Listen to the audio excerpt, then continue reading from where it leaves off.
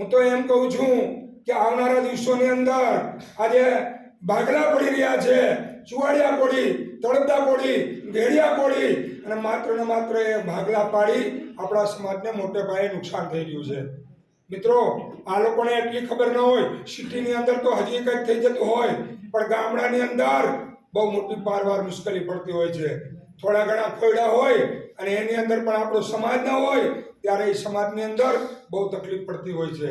એટલે વાડા પાડી અને આપણા સમાજની અંદર આગેવાનો બેઠેલા કે જેને બરાબર તમારી સભા હોય, કાંઈ કાર્યક્રમ હોય ત્યારે ખુરશી ઉપર આવીને બેસવું છે અને આપણે સલાહ સૂચન દે છે, આમ ન કરતા તેમ ન કરતા.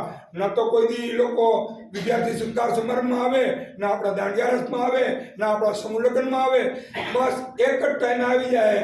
અત્યારે નથી પણ સ્ટેજ ઉપર ભરચક હશે, પણ એ આપણા સમાજને મોટી નુકસાન કરે છે.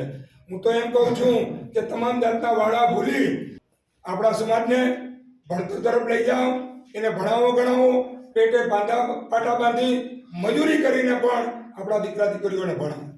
એનું કારણ છે ભણશે તો તરશે અને આગળ જશે. જ્યારે કે આપણી પાસે ભણતર નથી, વેપાર નથી, ઉદ્યોગ નથી, નોકરી નથી, ત્યારે કે આપણે નીચા રહીશું. એક ભાઈએ તો એવું બહાર પાડ્યું હતું કે ભાઈ ફલાણી જગ્યાએ તો ફલાણા જ નોકરી કરે છે, ફલાણા જ ઉદ્યોગપતિ છે, પણ તમે ભણો ને તો તમે પણ આગળ જશો. આવા વિડીયો બહાર પાડી સમાજને મોટા પાયે નુકસાની કરતા હોય છે. એટલે એ લોકોથી પણ આપણે ચેતવું પડશે. અને આવનારા દિવસોની અંદર કોઈ પણ હોય, ગમે એ આપણા કોળી સમાજનો હોય, સમસ્ત કોળી સમાજમાં જ આવવું.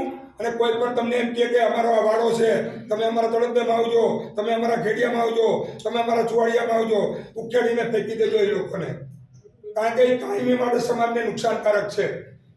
એના પોતાનું બળ જાળવવા માટે આખા સમાજને ચિંતન કરી નાખે છે. હું એમ કહું છું, ના નથી પાડતો, તળપદા કોળી ના થવા જોઈએ, ચુવાડિયા કોળી ના થવા જોઈએ, ઘેડિયા કોળી ના થવા જોઈએ. આપણું સંગઠન બને, મજબૂત થાય એવું પણ થવું જોઈએ. એ વાત બધી સાચી છે, પણ જ્યારે સમસ્તની વાત આવે ત્યારે સમસ્તમાં જોડાવવું જોઈએ.